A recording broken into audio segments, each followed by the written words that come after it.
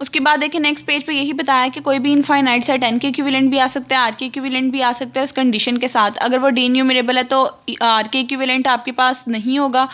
अगर वो आपके पास बच्चों अनकाउंटेबल है तब वो r के इक्विवेलेंट होगा।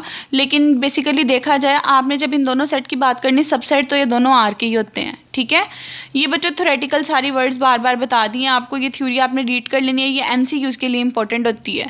अब उसके बाद ये भी कल वाला पॉइंट आ गया, ये पॉइंट मैं आपको कल के लेक्चर में बता चुकी हुई हूँ कि अगर कोई भी दो सेट आपस में इक्विवेलेंट है यानी बाइजेक्टिव है तो इसका मतलब ये होता है उनमें 1-to-1 कोरेस्पॉन्डेंस पाई जाती है।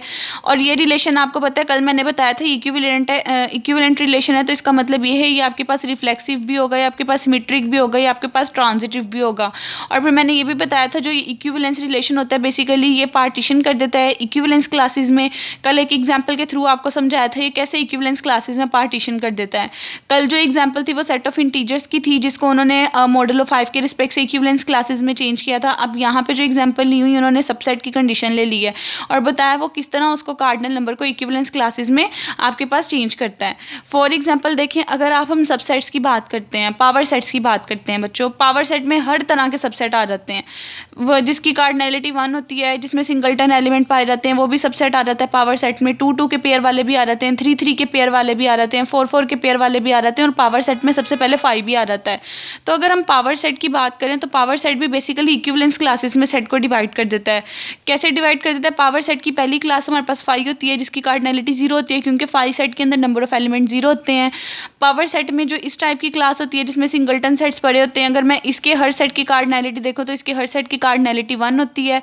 इसी तरह पावर सेट में जो 2-2 टाइप पेयर के आपके पास सबसेट्स पड़े होते हैं, अगर मैं इन सबसेट्स की कार्डिनलिटी देखूँ तो इन सबसेट्स की कार्डिनलिटी 2 होती है।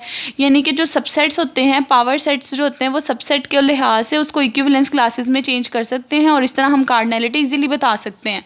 उसके बाद फिर आपको बता दिया थ्योरी में कि कार्डिनल नंबर ऐसे भी डिनोट कर सकते हो आप, कार्डिनल ऑफ ए से या ऑफ ए से भी डिनोट कर सकते हो या मोड ऑफ ए से भी कार्डिनल नंबर को आप लोग डिनोट कर सकते हो। उसके बाद नेक्स्ट यही बात बताई हुई है कि दो सेट अगर इक्विवेलेंट है वो उनके कार्डिनल नंबर भी आपके पास इक्विवेलेंट होंगे। उसके बाद देखें एक और चीज़ बच्चों जो इंपॉर्टेंट है, आपके पास आर के हमें पता है कार्डिनल नंबर सी होता है। इस सी को कई बुक्स में बच्चों इस नोटेशन से n1 से भी डिनोट किया हुआ है। आप सी को यानी कंटिन्यूम को सी से भी डिनोट कर सकते हो, n1 से भी डिनोट कर सकते हो, लेकिन मैंने आपको मोस्टली सी से ही डिनोट करवाना है। बाज़ औक़ात एमसीक्यूज़ में पूछा जा सकता है कि ये सी की जगह ये नोटेशन दी और कहा जाए कि आर की आप बताएं कार्डिनल नंबर क्या है, तो अगर सी नहीं होगा तो आपको अंडरस्टूड होना चाहिए ये नोटेशन आपके पास होगी। अब देखें किसी भी सेट की कार्डिनलिटी और होती है, उसके पावर सेट की कार्डिनलिटी डिफरेंट होती है क्योंकि पावर सेट के अंदर आपको पता है 2 की पावर n पावर सेट का फॉर्मूला होता है किसी भी सेट के। तो 2 की पावर n पावर सेट में सेट से ज़्यादा एलिमेंट होते हैं, तो इसका मतलब ये पावर सेट की कार्डिनलिटी और होती है, सेट की कार्डिनलिटी और होती है।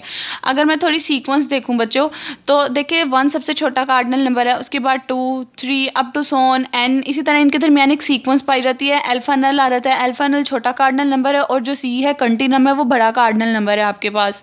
ये एक तरतीब बच्चों आपके पास चल रही होती है। पेपर में ये रिलेशन पूछ सकते हैं कि इन दोनों के दरमियान क्या रिलेशन है, तो आप कहोगे अल्फा नल जो है वो लेस होता है कंटिन्यूम से। ठीक है, उसके बाद थ्योरेटिकल यही बातें बताई हुई हैं, 1 to n finite cardinal number होते हैं, लेकिन इसके बाद से n के बाद से जितने कार्डिनल नंबर स्टार्ट हो जाते हैं वो सारे के सारे इनफाइनाइट होते हैं। अब यहाँ पे उन्होंने कहा है कि आपके पास ये भी एक क्वेश्चन यहाँ से बन सकता है कि क्या कंटिन्यूम से भी बड़ा कोई कार्डिनल नंबर एग्जिस्ट करता है। तो एमसीक्यूज में अगर ये चीज़ पूछी जा सकती है तो आप कह दोगे कि यस, इससे भरा भी आपके पास कार्डिनल नंबर एग्जिस्ट करता है। वो कौन सा कार्डिनल नंबर एग्जिस्ट करता है वो मैं आपको आगे बताऊंगी। वो कार्डिनल नंबर बच्चों बेसिकली पावर सेट का एग्जिस्ट करता है क्योंकि सेट जो होता है वो छोटा होता है, पावर सेट बड़ा होता है, तो पावर सेट का कार्डिनल नंबर भी सेट के कार्डिनल नंबर से बड़ा होगा। दैट्स वाई इसका आंसर यहाँ पे यस आता है।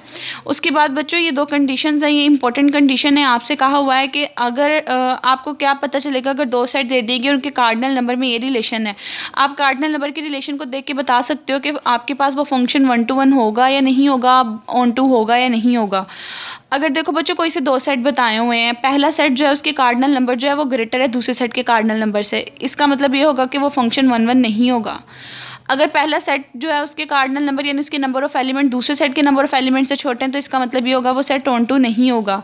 कैसे नहीं होगा? देखिए अगर आर आर का आपको पता है कार्डिनल नंबर नेचुरल नंबर से बड़ा होगा, क्योंकि आर के अंदर नंबर ऑफ एलिमेंट ज़्यादा आते हैं, नेचुरल नंबर के अंदर कम आते हैं। तो देखें 1 to 1 के लिए ये कंडीशन होती है, हर एलिमेंट सिंगल एलिमेंट पे मैप होना चाहिए। अब n छोटा है, एक वक्त ऐसा आएगा n के एलिमेंट खत्म हो जाएंगे और r के एलिमेंट लेकिन अभी भी पड़े होंगे, तो वो उनको हमें दूसरे एलिमेंट्स पे मैप करना पड़ेगा।